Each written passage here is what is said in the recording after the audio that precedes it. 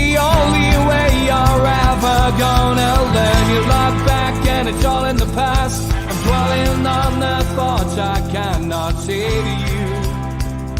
If I don't say the words, then maybe it's not true.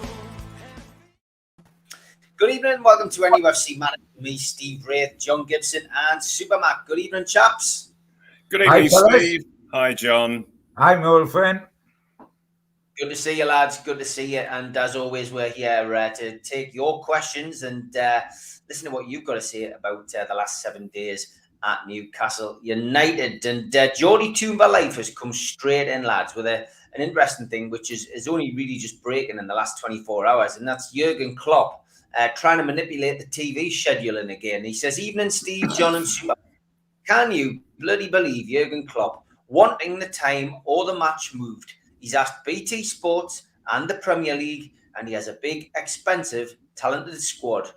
Rotation is the key. He says, does Jurgen not understand that fans plan weeks, if not months, for games, holidays from work, hotels, travel, etc.? Now he wants our game or time changed to help Liverpool in Europe. And he really means it, basically to win the game. Geordie Toomba Life goes on to say, the Premier League title is not about Europe at all. What about the Toon fans' trip to Arsenal amid a big storm? BT wouldn't even delay the kickoff. Never mind trips to Everton and Southampton in a holiday period. He says, rant over. He says, just get on with it or go back to Germany because we're pig sick of your constant moaning. Liverpool definitely ran over. Great rant. We always enjoy a rant on this programme, John. And he is right, isn't he? Fans have got to come first, but they very rarely do. I was going to say, we've said for many a time fans have got to come first because they're the lifeblood of the game. Television isn't the lifeblood of the game. It might financially produce an awful lot, but the lifeblood of the game has got to be supported. And we aren't taking into consideration some of our games against Southampton, etc., are obscene. The other thing I would like to stress, and I've stressed it in my column, which goes in the Chronicle tomorrow morning, and really I was applying this to Leicester, Steve. Us playing Leicester on Sunday, they're involved in Europe tonight. But the same applies if you knock it forward to the Liverpool game. They are employed in Europe on Wednesday and then they play us on the Saturday. Quite frankly, everybody says, oh, poor mites, they'll be tired, they've had to play in Europe, come back and then play again, etc., etc. That applies to Leicester for Sunday and it applies to Liverpool. I won't have any of it because when Newcastle United won their only European trophy, the European Fairs Cup, 1968-69, and here's a rant coming up to go with the rant we've just had. When we played there, we played every Wednesday and every Saturday. We played 12 games in Europe, home or away, that season. And what we've got to remember, the season went from August till June the 11th this season because that's when the second leg was played in Budapest. Now, in those days, and Malcolm will be aware of that, although it was just before he come to Newcastle, in those days, you only got one sub. Next season, you can have 5 subs on the pitch in the Premier League. You had one sub named and one sub come on. So your team didn't get any rest from substitutes.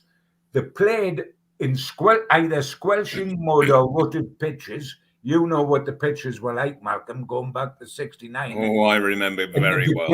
In the beginning of the 70s. And Joe Harvey picked his best team for every game Newcastle United played, regardless of the competition. In that season, we played in the First Division, the European Fairs Cup, the FA Cup, and the League Cup. The First Division was 42 games then, not 38. And Pop Robson played in every single competitive game we played that season.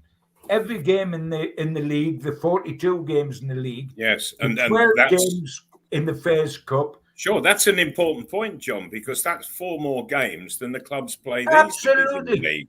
And in the League Cup. That season, he played 59 consecutive games in all competitions and scored 30 goals. Yeah, well, I think 1 and 2.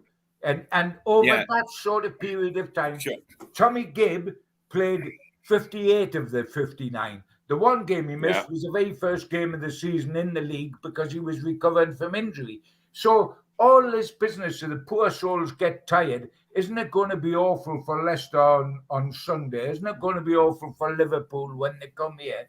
Sorry, Liverpool's got a star-studded squad that they can mix it with. Joe Harvey put the same teams out. And when Malcolm was here, Joe Harvey put the same teams out in the Texaco Cup. Before we played in the 74 Cup final, we played the Texaco Cup final, and there was one change in the team from the Texaco Cup to the FA Cup final. So don't give me all this poor old Jurgen Klopp. His lads will be exhausted when they're playing this game, and poor old Leicester on Sunday, because it wasn't that way when Newcastle had their greatest season in Europe ever. And so my sympathy's not with them. Get on with it, Liverpool. Yes, and John, the money these days is so different that clubs, instead of going standard airlines, they hire their own plane. They privately charter. Oh, it's a different world, Malcolm. Yes, it is completely.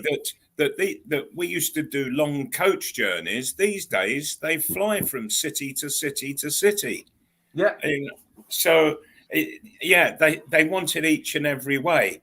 I tell you what, Malcolm, I'm off looking forward to the day when we are tired because we're playing in the Champions League, followed by the Premier League, followed by the Champions League. I'm off looking forward to that at Newcastle, and you won't get any Newcastle fans complaining about that, mate. No, absolutely, you certainly won't. But also, that Liverpool get through to one semi-final, the other side, Man City. They get through to the other semi-final. You don't hear a word from Pep Guardiola, not a word. Yeah. But Klopp's moaning all the time. So I think that we all have one word for him: shut up. And I won't forget that these were the people. End of rant at the end of this sentence. These were the same people who were taking part in the European Super League, which was stuffing us completely in the breakaway league, and will benefit if UEFA, who are gutless, go down the road whereby you can get a wild card entry if you've got a good European history in future, instead of new clubs for the Champions League, which would include Newcastle if they get there, could include West Ham, etc. So they're stacking the hands against us. So we are going to be dead sympathetic, aren't we? Both to Leicester, who, in fairness, haven't complained about Sunday. Yes, and also these complaints, they're sort of being directed at the Premier League when Liverpool wanted to destroy the Premier League. Yeah, they were one of the... Just a short while back. So the Premier League, this is their glorious opportunity to tell them to stick it where the sun don't shine and get on with it. And they have a squad that's absolutely phenomenal. Their second team, their second 11, Malcolm, would beat a lot of Premier League first 11. Yes, they would.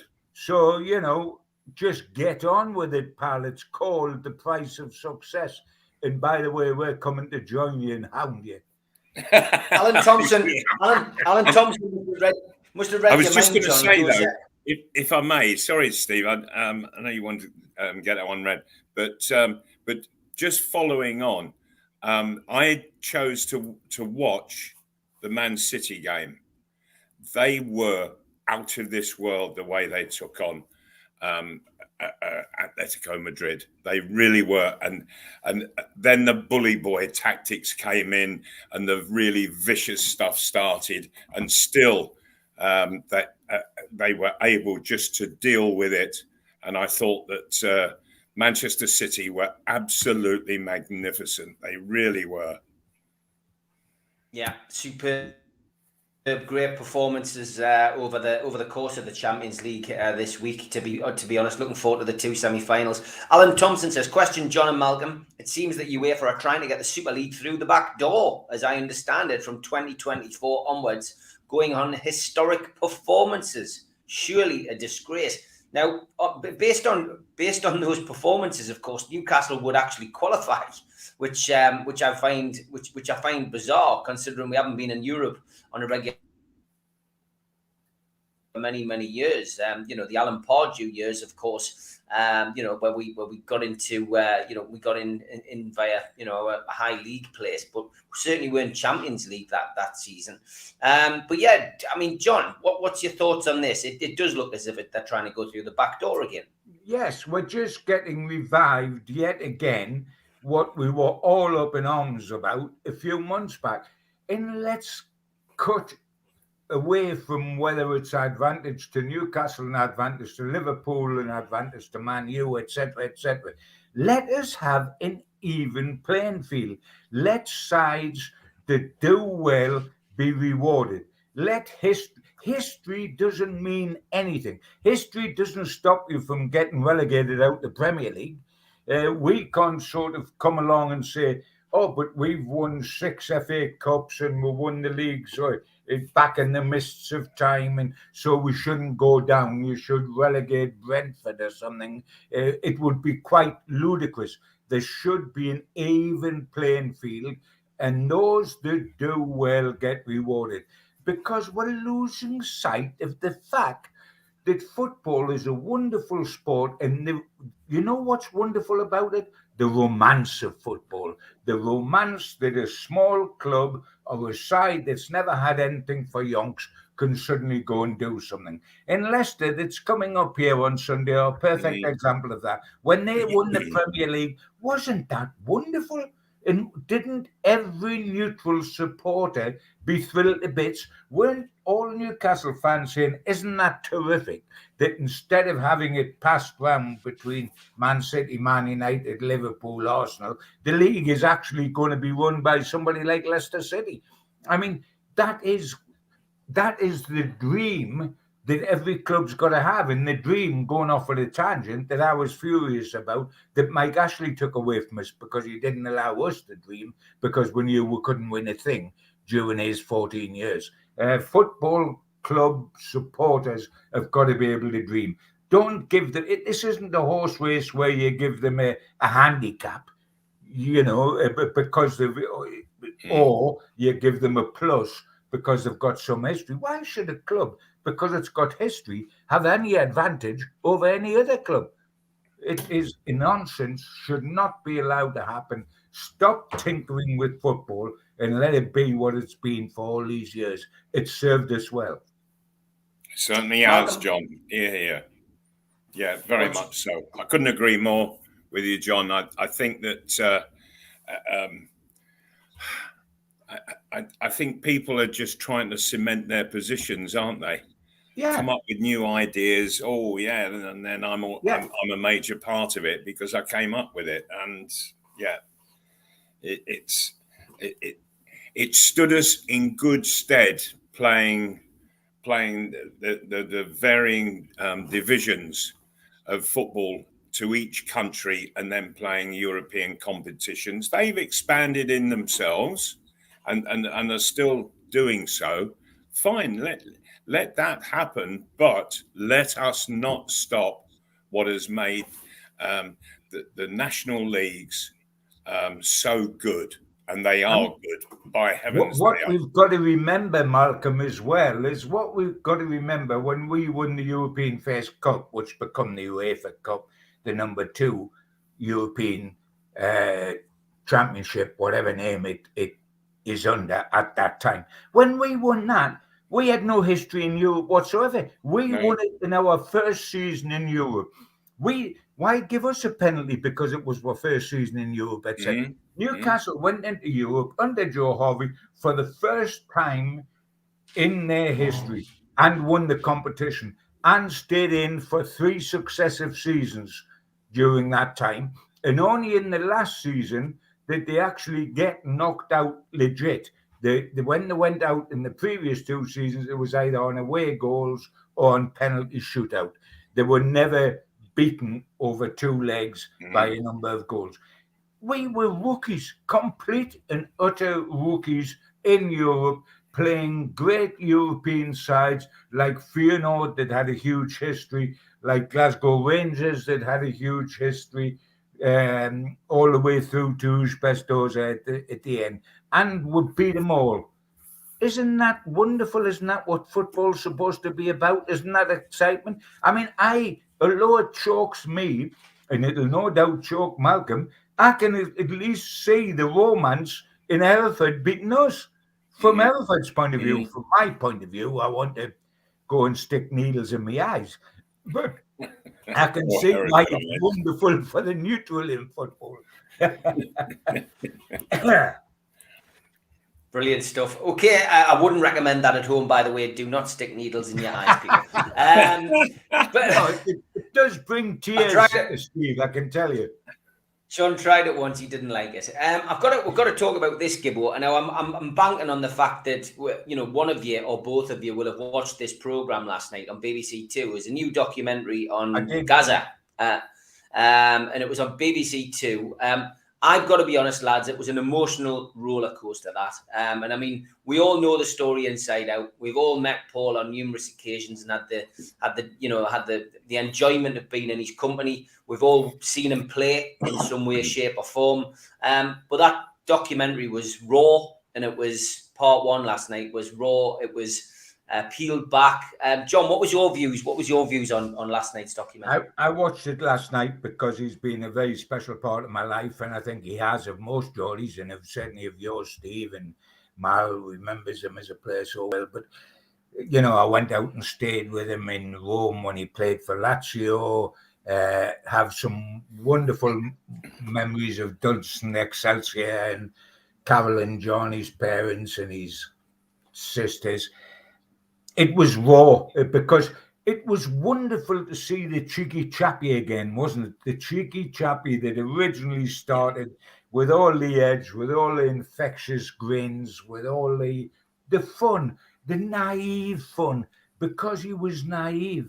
But it become utterly raw because you see what you had and then you see what happens. And I think next week's going to be even more raw because it's going to be more on the downward slide than last night was, which was initially about the fun guy that started to make it with Newcastle and Spurs and up to Bobby Robson. I mean, it's not the same in terms of illness, etc., etc. But another of my ultimate sporting heroes was Muhammad Ali. And I knew him in his absolute pomp when he was this superstar that was quite unique. And then you saw the Ali that struggled with life and with everything else afterwards. And you think to yourself, it's too big a price to pay. And this has been too big a price to pay with Paul. And I know it's a very different thing. I'm not trying to compare the illnesses, but there are illnesses involved in this. It was a very raw thing, but I wanted to hang on last night to some of the early stuff, the fun stuff, the sparkly-eyed guy, the cheeky grin, the naughty aside to a camera, the audacious stuff that he produced on a football field, because that memory will stay with me for the rest of time. In a way, I had the same memory, but not so personal, because the guy wasn't a Geordie when I saw the rise and then the fall of George Best. And I worked a lot with him in his time, with George in his time, and it become a tragic figure. And I prefer to remember George Best and his pomp at Manchester United, and I prefer to remember Gaza and his pomp at Newcastle, at Spurs, a bit more fleetingly at Lazio, his great moments with England. That's the guy I remember, and I'm thankful for having lived through that period and saw unique football and talent, because this guy was as unique as you can get. I mean, can you think of another Geordie footballer, for example, outside of Bobby Charlton, say, who was anywhere near as talented as this guy? hugely, immensely talented, brought a lot of joy to so many people. His own worst enemy, and a lot of his downfall were hangers-on who purported to be friends, and not all. He had some loyal friends, but he had a lot of hangers-on. And when he went to London, it was a different ball game because it's showbiz and all that sort of stuff. But I prefer to remember the guy I saw at the beginning of that program. But it was raw. But I couldn't not see it, Steve, because it was part of the life that I lived through. Indeed. Yeah, Malcolm, did you manage to catch it? I didn't catch it, no. But my wife and I had planned to watch it over the weekend together because she knew Gazza far better than I did. That when she had the bar restaurant in Newcastle, Reds, that he would come up from when he was a Spurs player or come over from Italy, isn't it? And he would go into the place and he spent many nights doing the DJing for her, and he just loved it. And so she got to know him ever so well, and she was always reining him back, saying, "Don't you dare go and do that! Don't you dare go and talk to that person." And he always dared to do it, Malcolm. He did always. I did exactly the same. Look, pal, don't you? And as he said fleetingly last night, if anybody said to him, "Don't do that," or "You can't do that," he said, "I become obsessed with doing it," and that was the way the lad was. But raw viewing. Happy memories. Yes, indeed. I was walking along on the top floor of the boxes at St James Park after a game one time this was about 4, 5, 6 years ago, maybe more. And coming towards me is Peter Beardsley, and behind him was Paul Gascoigne. And believe it or not, I'd never met Paul Gascoigne up until that time. We had never actually met to speak. And so I said hello to Peter and said hello Gazza, lovely to see you. And he just went and what I didn't realise was that I had been his hero when he was a kid. And this is how Peter Beardsley explained it to me. He said, and he just goes speechless when he meets his heroes. And you maybe have met that once or twice, John, as well, when you spent time with him. Absolutely. And so Peter, Gazza and I have never exchanged words because he just goes speechless. I can't have a conversation with the lad, but bless him. I do remember when Fulham manager and Gazza played one time, and he was absolutely different class. I mean, what a player! He was. I think that you were right that there is only one comparable player to Gazza, and that was George Best. Yeah. When you say, Malcolm, about seeing him and that, I'm just thinking of that corridor. And if you've got Supermac, the number 9 legend, Beardsley, as good as you've ever gotten in a Newcastle United shirt, and Gazza, all in the one corridor. They should shoot off both ends, not let anybody out, and bottle it, because that is the epitome of what Newcastle United are all about. And I think we only lacked Alan Shearer. Yeah, we would let Shearer in. That's fair enough. I would have that. I would let him pop in, and then I'd make certain the door was not only locked but bolted about 7 times, because and then we would try to bottle that and sell it as that is the essence of Newcastle United. Steve says, hi Steve, Malcolm and John, thanks for last weekend's talking. Well worth the 8-hour round trip in the car to meet you guys in person. Oh, that's lovely. I remember. Yes, I remember him at the Marlborough, which was lovely, and it was lovely to reminisce with him. And he remembered so many things out the past, which just triggered me off when he was talking to me about them. It's always good to meet people like that, and there's so many of them. And down the years, you come across them. tremendous warm moments. It was a good day that. And if anybody out there runs a bar or has a football club they want to raise funds for, give me a shout, and me, Malcolm and Gibbo and Holly, I'm sure we'll come down and be able to do something similar for you. We had a great time, really good show, and anybody looking to put on a show like that, give me a shout on social media or drop us an email at nufcmatters.com, and we will certainly oblige. John says, big thank you to Malcolm for recommending the Harbour View. Me and the missus stopped for fish and chips on the way back from Alnwick today. 10 out of 10. Really? Yeah.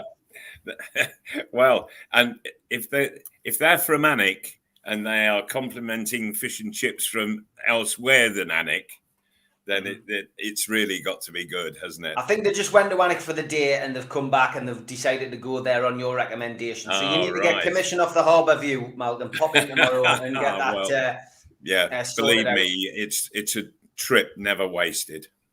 David Cook says, what is Supermac's favourite game for Newcastle? He says, mine was his home debut hat-trick and I still have my Supermac silk scarf. Oh, bless you. Yes, I suppose that game, it was very special. It was certainly a way of introducing myself to the Geordie faithful on the terraces at St James Park. So, and it was a wonderful occasion, and against a very, very good side, beating them 3-2. I would have just liked to have stayed on for the full 90 minutes, though. And for those who are too young, maybe to remember, but I wasn't sent off. No, far from it. No, Ray Clements rearranged your face, I think, Malcolm. Yeah, he did. He certainly did. Yeah, with his boot. I mean, my memories of Malcolm, because I was privileged enough to be in the press box, because during Malcolm's time I was covering Newcastle full time. There's so many. I mean, that one, yes, because that announced them fully. We knew what we had after watching the Liverpool game. But, you know, Newcastle have never won things, and you would know this, Steve, in recent years at Wembley. So it was never Wembley Cup finals that have stuck in my memory. It is Wembley semi-finals when we've won them to get to Wembley, and the elation and knowing you're going to have that great day. So 74 when we beat Burnley at Hillsborough in the semi-final, 2-0. Malcolm scored both goals. Wonderful time as well. There were special moments without them being special occasions, like a home debut in an FA Cup semi-final. Terrific goal, Malcolm, that you scored when you swiveled, hit it on your right foot at Bolton against Barry Siddle. Yes. Against Barry Siddle just before half-time. Everybody was jumping about it all the way at half-time. And for being proud, I quite enjoyed being at Wembley when he scored all 5 in England and won a European. I found that quite good. But there were an awful lot of days in those days, because I was on about Pop scoring 30 goals that particular season when we won the Fairs Cup. Malcolm had a... He was so underrated, wasn't he? Oh, I think he is the best non-England player, striker. Certainly, he never got into a squad, did he? Sorry? He never got into a squad. No. He played, never mind actually playing for England. He never actually was picked for a squad, which I found. The age levels, Malcolm, the under-23s, as it was in those days, but he never did. And I mean, not only did he do wonderful at Newcastle when he was a very young player, but when you think of what he did at West Ham, when Gibbo was playing there and all the big stars were playing there, and you know the career he had down there, it's quite staggering, really. But I think that he's the unluckiest guy never to get an England cap, and he was starting. You mentioned a while back the semi-final at Hillsborough against Burnley.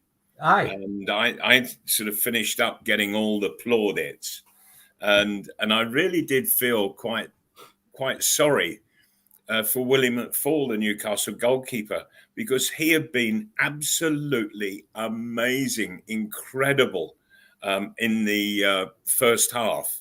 The saves that he was pulling off, Burnley were absolutely different class that day, the way they played, and he broke their hearts. And, absolutely. And they came out for the second half, and again they just started battering us. They had us penned back in the 18-yard box. And he was just making save after save, tipping them over the bar. Good heavens! Then all of a sudden, of course, 2 forward balls, and away I went. Scored 2 goals. Thank you very much. But he really was the star man, Willie, at the back. A tale of 2 Supermacs it was that game. Yeah, it really was that day. And funny enough, Malcolm, he did exactly the same in the second leg of the European Fairs Cup final in Budapest when he played Uzbekistan on his own first half. Really? And we were 2 down at half time, but 3-2 up on aggregate. And it would have been 6. The game was over without Willie McFall. And then we came away second half there and got the result. If you're first half performer, like the goalkeepers, you get swallowed by the goal scorer in the second half. Yes, that's always sadly the way, isn't it? And Willie got swallowed twice, but I'm certain he's got a lot of memories. But also, bless him, Willie. Can you ever imagine the bad luck birth of somebody who was born not long after Pat Jennings? In the same country. Yes, absolutely. I mean, Northern Ireland weren't blessed with a huge amount of world-class superstars outside the same best team, Pat Jennings. And Pat Jennings, the goalkeeper, had to come along at the same time as Willie McFall. Yes. Can you imagine also, by the way, we signed Willie McFall. I think he played against England in just one, but we signed Willie McFall for Newcastle, where he had this wonderful career, stayed on as a coach and become the manager of the team. And we played Lingfield, his club, in a friendly, and he let in 7 goals and we signed him. How many times have you done that with a goalkeeper? Well, I'd never. His audition for Joe Harvey was to keep picking the ball out the back of the net. But he come to Newcastle and had a wonderful career. But there you go. Yeah. Life's a funny old game, Sin. Exactly. Some great stuff, some great memories. Keep your questions coming in. We've got half an hour to go of the programme. And as I say, it's an interaction show. If you've got anything you want to ask Malcolm, or if you've got anything you want to ask John, then fire the questions over and we will get through as many as we can. And I have got another sabbatical next week. I am off, but we have managed to record, wait for it, Malcolm and John's dream teams, and believe you me, it is well worth tuning into both of those programs next week to hear who the guys have picked. It was fascinating, to be honest, to hear the whys and wherefores. We did it separately, Steve, didn't it? There's 2 sides. Yeah, that's right. Yeah, that's what I said. Yeah, exactly. Listening to the 2 separate teams and 2 separate programs next week. They both had to have a separate program. I've got to be honest, and I'm really pleased that we did it that way. Sure. And just looking back, John, as I was sort of penning the team out, and it took me quite a while to do it, deciding on which player to which position and who to leave out and what have you. But all the wonderful memories that came flooding back. It was a joy, Malcolm. It was an absolute joy to sit there. And I mean, my subs bench is a sensational team.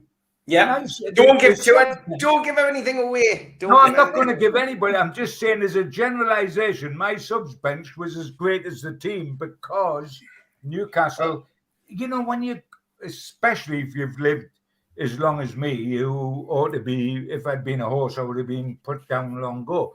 But I mean, I go back and watching Newcastle in the 50s, Malcolm, as a young lad, a fan. So that includes from the 50s FA Cup sides when I was a little lad in grey shorts. And by the way, I was a little lad. I wasn't 26 in grey shorts. I wasn't Gilbert O'Sullivan. When I was a little lad watching Newcastle all the way up to Newcastle today, it's quite a landscape to pick your team from. And it was a wonderful, I had as much fun doing that and submitting it to Steve before I did the show with Steve, and then had the great fun for an hour trying to justify my selection. A lot of fun, great moments those. And yeah, I'm looking forward. We're not going to give away any hints either of us, because that would spoil the program. But we did it totally independent, Malcolm, didn't we? I didn't know what your team I have no was. idea what your side is, John. No, exactly. You were both a bit naughty. You were the amount of subs you had, John, and I'm not going to say anything, but Malcolm was a bit naughty on the management front. But I'll leave that till next week. You'll enjoy it, folks. Make sure you tune in to both of them. I would just like to say, Mr. Wraith, that Malcolm and I have always enjoyed being naughty. Well, we know that. We certainly have, yes. Big thanks to the sponsors, Spider Miner, worldwide coverage from the lads, the only cryptocurrency miner that can mine 5 different cryptocurrencies at the same time whilst using virtually no energy, and it's VPN protected. Buy yours now at www.miner.spidervpn.org. Thanks, Gareth and Nathan. Thank you to skipsandbins.com, telephone 0800 25 45 25 3, email inquiries at skipsandbins.com, website www.skipsandbins.com, easy contract free and pay-as-you-go waste collection. Thanks also to L&G Family Funeral Directors, 0191 389 7245, and to Garden of Healing Dispensary, CBD hemp and cannabinoid specialists, www.gohd.com. Thanks to John at qtechshop.co.uk, the makers of pool tables and snooker tables in Wallsend, Newcastle, and the guy who runs our website, NUFCmatters.com. Thanks also to Kleekai. Meet the new Game Over screen, drop into a Kleerun device near you, available on Apple Store, Google Play, and kleerun.game. Thanks to jabsignature.co.uk and to Media Arts. If you want to subscribe, hit the Newcastle Legends logo in the bottom right-hand corner. You can subscribe for free. Hit the thumb up to like the video, which is really important. It does help us. Click share to your social media, and drop into the comments box to speak to like-minded Newcastle fans. We're also available as a podcast on iTunes and Spotify and other podcast providers. Usually goes up 24 hours after the show. If you want to become a member, then go to our website, NUFCmatters.com, and you can register on there, or put your phone over the QR code and it takes you straight to the membership section. You get a cup, a pen, a membership card, a scarf, and entry into the monthly draw. And our next members monthly draw will be tomorrow night on the Three Amigos. If you want a car sticker, then just get in touch with John at the website. I ping you one out as long as you are a subscriber. Don't forget, Malcolm will be at the Dog and Parrot this weekend, prior to the game and after the game with Holly. Holly will be taking over my duties this weekend and midweek for the Palace game as well. So get yourself down to the Dog and Parrot. It's free. Kids are welcome. Good beer, good food, and good crack. Get yourself down there. We also support the food bank. NUFC fans, foodbank.co.uk is the website where you can go to the virtual matchday bucket and make a donation. All donations are welcome. Don't forget as well, we keep giving a shout out to the women's game, which takes place on the 1st of May. 2:00 kickoff against Barnsley Women. The first time the women's team will have played at St James's Park. So get yourself along. It's only £3 a ticket. Well worth going along to support. And last few tickets available before this is drawn tomorrow for the signed Alan Shearer 260 dinner ball.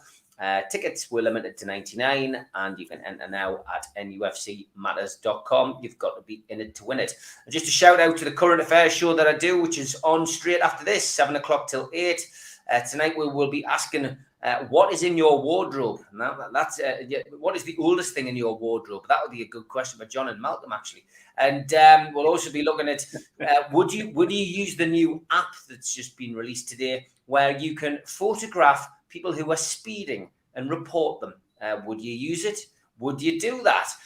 Also talking about other things in the news today, but join us 7:00 till 8 straight after this show. Andrew Gain, Lee Pablo Davies, Patricia Devlin and Cookie will be joining me tonight to discuss those topics and whatever else you want to talk about tonight. Okay, back onto the comments. And Blue Rhythm Boy's just interested in whether you've been stopped in the street, Mal, as much when you retired as when you were playing. He says, question for Mal, would you say you got stopped more in your playing days or in the years since? Was the football, because football as a celebs thing back in your day? He says, I guess George Best was. Any others? Well, interestingly, my dad used to get stopped as George Best quite a bit back in the day. I'm glad to see not in his older days. But yeah, Malcolm, celebrity. It's something you have to deal with more and more as a player. Were you harassed and hassled as much when you were younger? Steve, I would never say that I was harassed at all. Not in the slightest. I've always found Newcastle fans certainly very much in the main to be polite. And I can never remember or recall at all having any real ugly moment. I have done elsewhere outside of Newcastle, but certainly never within the city. And usually people they're very polite and it's their enthusiasm that comes over. Always that enthusiasm for Newcastle United, for the football that the team plays and what have you. And you can't help but love that, because if you want it in the stadium, and all footballers do want that crowd participation, when you're outside of the stadium, you have to go with it in very much the same way, and it's a chance for you to repay the supporter for all the good they've done for you. I always feel that it's vitally important, and certainly back in the 70s, that we would have meet and greet sessions organised so that people would come to the ground, or we would go to events. Meet, greet, sign autographs and what have you, and we were more than happy to do it. It was a public relations thing. I'm not so sure that happens so much these days at all, and hasn't happened over recent 2 or 3 decades. But and when I became a manager, I was very much.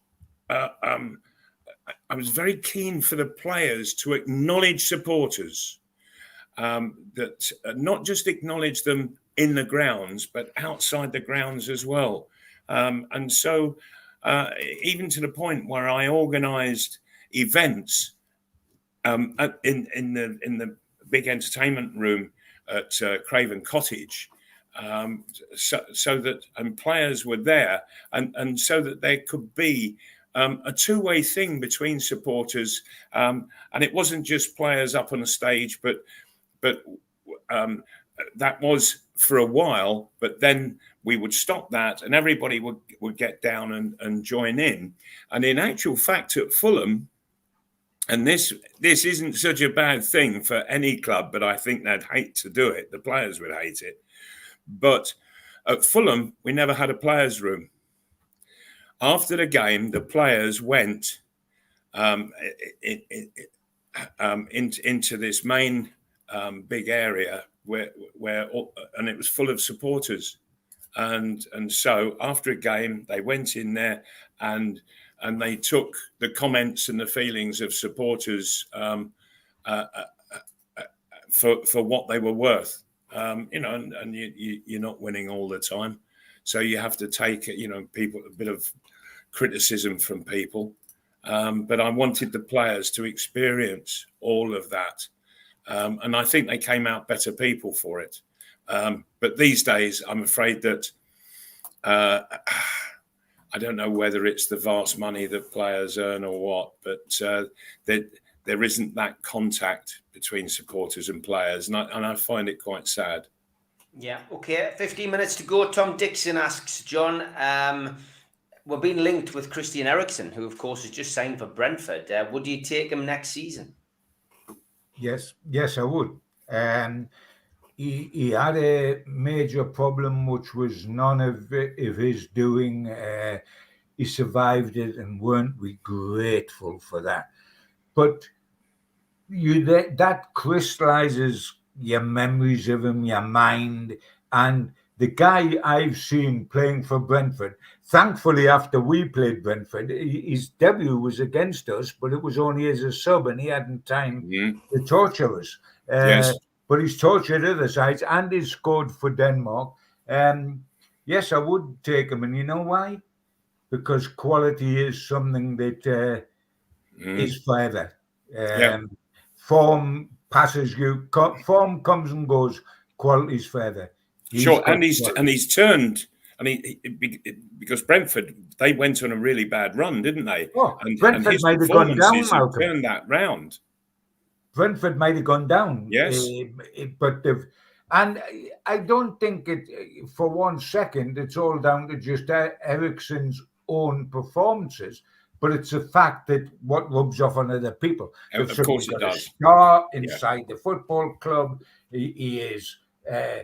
He walks with an assurance. It's not all panic. And I think that people like Tony, who's got so much potential, has benefited as a team. And I'm certain that when Brentford stay up, and they will, as we will, they will privately, their supporters and the manager will say, what was the turning point? And it would be bringing Eriksen into the club. I think so, it doesn't mean it was a one-man show. It just changed the whole dynamic. The same as we would end up saying, Malcolm, what was the change that's turned around Newcastle from the diabolical squad we were in the first half of the season to what we are now? And the answer is not one person. The answer is the January transfer window. Because getting Trippier, getting Dan Burn, getting Target, getting Bruno, what a player he is. And yes, the contribution of Wood. January turned us round. So there are significant things happening there. That's what happened with Brentford. But if I were to single one person out, I would single Trippier just for his effect on how the mental state of the players were, and I saw him lifting people. He was absolutely lifting them. He would give an order out or something. But then what I noticed was he would go and he would explain why he did it, for what reason it was done. And so all of a sudden, players, they were all sort of mentally getting together, and which is important if you're going to do it physically, playing the game. It's interesting, Malcolm. I think you're absolutely spot on. The January transfer window revolutionised us. Yes. Initially through Trippier, who come in, took charge of the whole situation, scored 2 wonderful free kick goals, and since his injury has continued to have an input off the park, which was big. It was then picked up by Dan Burn, who didn't play to start with because he'd come with an injury, and he's as big as Gray's Monument. He's got a massive Geordie heart, and he's closed the barn door at the back, Spurs being the exception. So his input's been great. And then I'll tell you what, Bruno is the future of this club. Yes. His input we're just now seeing because we're talking. Burn is terrific at the back because he's got a heart the size of a frying pan. Bruno is terrific because he's got the quality, and he's got a big heart in a way, but he's got quality. So the signings that we've got, Target, we had a terrible problem at left back until Target come in. And by the way, didn't Aston Villa get it wrong? Because the guy they signed from Everton's turned out to be as much use as a glass eye, and we've got Target. So we have had a very good January. I just hope, guys, we have as good a summer as we had in January. Yes. Yeah, fingers crossed. Fingers crossed. Okay, our last 10 minutes. We'll take one more question before we look ahead to Leicester and get the lads' predictions. We'll go with this one. We haven't had one from Mainston for a while. Gents, do you think we will have a push for the top 6 or 8 this summer with the quality signings? Surely with the wealth, we should be going City style and next level. Silva, Aguero, all captured when young. So, yeah, I mean, John, is that what you think we will do in the summer? Do you think we'll go for a Rubinho kind of signing, a marquee signing, and you know, a few more solid ones to add to what we did in January and push on for Europe? I think we've got to be careful who the marquee signing is. We've got to be careful that a marquee signing it completely buys in to this club and what we're trying to do, and isn't coming here for a big payday. I wouldn't want Robinho, what he did at Man City. I think he was half a mistake, not totally, but half a mistake for City. You've got. I want us to sign more people like Bruno. Yeah. Because he will be if he was not considered a marquee signing when he come to Newcastle and he wasn't in the outside world, then he's very quickly going to be. And I'm staggered that we got a clear run at him when the Champions League sides should have been biting to get him at him as well, because he was a current Brazilian international. I want us to sign. Trippier was a marquee signing, for goodness sake. He just played for England in a championship final. He just won La Liga with Atletico Madrid, and he come to Newcastle United. With the right attitude and the right dedication. That is what is important. We don't want to sign. It sounds ludicrous, and we never would, but we don't want to sign Neymar. If Neymar come here, he'd have a big cigar out, and he would be on the beach at Whitley Bay trying to find the sun. We don't want somebody like that. We want somebody that'll go out and do the job and get the job done. We've got to sign quality this summer, and we've got to sign them first. We have got to sell after we've bought. We've got to. It's no good saying, well, we'll get rid of Murphy and we'll get rid of Almiron and we'll get rid of Longstaff and we'll get rid of whoever and a couple of the goalkeepers and Gale.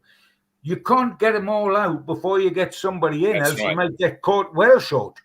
Yeah. Let us get them in. Let us get them in early in the summer, not like Ashley used to do in the last few days of the transfer market, and then let us ship out those we need to ship out. Let's do it properly. We did it properly in January, and we had a little bit of a panic because we got Trippier early, and then we wondered what deals were coming through, and the manager Emery didn't come, and then a couple of centre-halves didn't come, but we ploughed on, and by the time the transfer window closed, the new owners had got it right. Let's do it right again this summer and make a huge step forward. Yes, let's look. We've got to look to be from 10 upwards next season and have a real pop at winning one of the domestic trophies, because they are winnable. And we've got to have a stepping stone. And the first trophy we get is not going to be the Premier League. We've got to get trophies before that, and we've got to get the FA Cup or the League Cup. Let's have a real pop at that in finishing between 10 and 6. Okay, if we fail on both accounts, let's fail narrowly. But you've got to have ambition. You've got to set your stall out pretty high. If you set your stall out to be 12th, you'll finish 13th. Yeah. You set your stall out higher. Aim high, always. Absolutely. Yes, absolutely. Aim high, John. What I would add to that is that if Bruno is the benchmark, that is what Eddie Howe should be saying to the people going out scouting. That is the kind of player I want to fill these positions. Yeah. Not only his ability to play the game and his enthusiasm, but also all the other attributes that he's got. You can see he's just absolutely dying to make a really good side around him. Sure. And he's young, and so if you can build, we've got that bit of experience around the side. If we can put a few youngsters, quality of Bruno, in and let them burgeon and become a complete side over next season, my word, dear me, where on earth would it stop?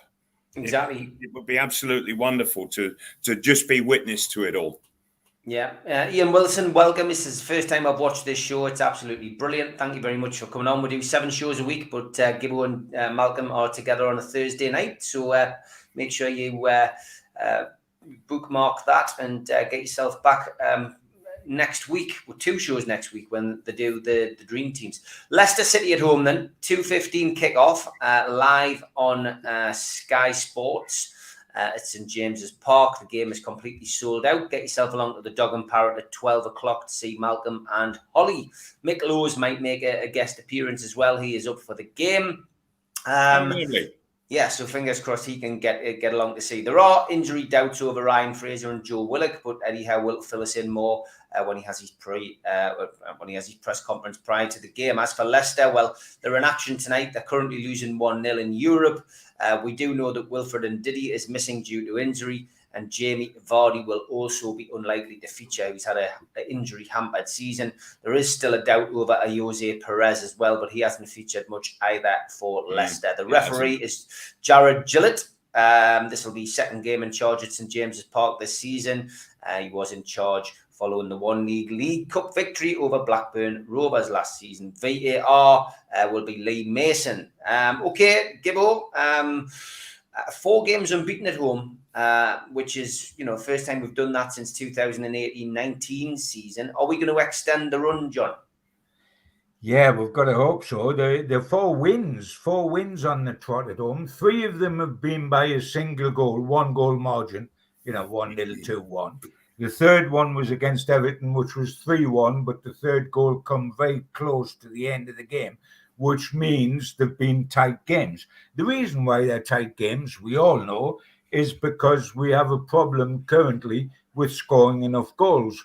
In those 4 games where we've had in the last 4 games we've scored 2 goals only, and both of them were set pieces, a free kick and a penalty. So we're not scoring from open play, and we're scoring from set pieces. This is part of the building bricks. I'm not complaining. We were going down at the beginning of the season. We were big time going down at the beginning of the season. We're even going down January when we were second bottom and we got knocked out the FA Cup at home by a League One side, Cambridge. So the rise from the dead has been phenomenal. The only concern I've got is the lack of goals to be able to make us turn that 4-match winning run at home into 6 by beating Leicester and by beating Crystal Palace. Both are winnable to us. Can we score the goals to make us win? Outside of Spurs, when we got done 5 because we went back to the bad old days, the defensive cope well. We don't let more than 1 goal in a game, so that means we're always in the game. I mean, if we can beat Leicester by a 1-goal margin, which is what we've been doing, I don't care if it's an absolute wonder goal like Bruno scored against Southampton. And by the way, that was not goal of the month. It was not goal of the season. It's probably goal of this century because we're only 20 years into it. It was absolutely wonderful, audacious. I don't care if the winner against Leicester is that or it's an OG of somebody's backside. It does not matter 1 iota. It's 3 more points. It's the run, keep going. We owe Leicester because I was on about what a horrible start of the season we had, guys, and we went it was 15 games before we got our first home win in the league. That spells relegation in 6-foot-high letters. We beat Burnley 1-0, scraped it in a tension of a game, and then we went to Leicester the following week. They didn't have Vardy, the way they won't have Vardy on Sunday. They lost Johnny Evans, that kingpin at the back, within 6 minutes, but they still took us out 4-0 with 3 goals coming in the second half. That was another reality check after the Burnley win. So we owe them and we owe ourselves. But I tell you what, the 12th man could win it. I've said who will score for Newcastle? The 12th man will score for Newcastle, which is the crowd. They have dragged us over that finish line at St James's Park time and again recently. What's going to happen? I'm going for another defy all the odds. We don't score goals, but somehow we're going to win by a single goal. Okay, Mal, what about you? All right. If I were Eddie Howe, I would be saying, hey, come on. Let's get Leicester beat. And with those 3 points, we're going to be well clear of the relegation area. We can start to enjoy the last bit of the season. Newcastle have played in every single game so far under the threat of relegation. This is a wonderful opportunity to get that off our backs, and when that happens, the players will find themselves enjoying the game a huge lot more without that kind of pressure, and it just sits on your head and it squashes you down. So I really am looking forward to seeing Newcastle going for that and getting the rabbit off our backs. And I'm going to take Newcastle to win 2-1. Okay, great stuff. I'm going to go for a 1-1 draw, guys. I hope you enjoy it. I'm going to be missing, of course, for a week, so I missed 2 home games. I'm gutted, but that's the way it goes. As always, absolute pleasure to spend time with you guys, and look forward to catching up with you on my return. All right, so good journeying, Steve. Take care. Have a good one, Steve. Have a good week. We'll cheer the boys on for you, pal. All right, Take yes, care, lads. indeed. And I'll see you Sunday, John. Absolutely, my friend. Take care now. Bye. Bye-bye.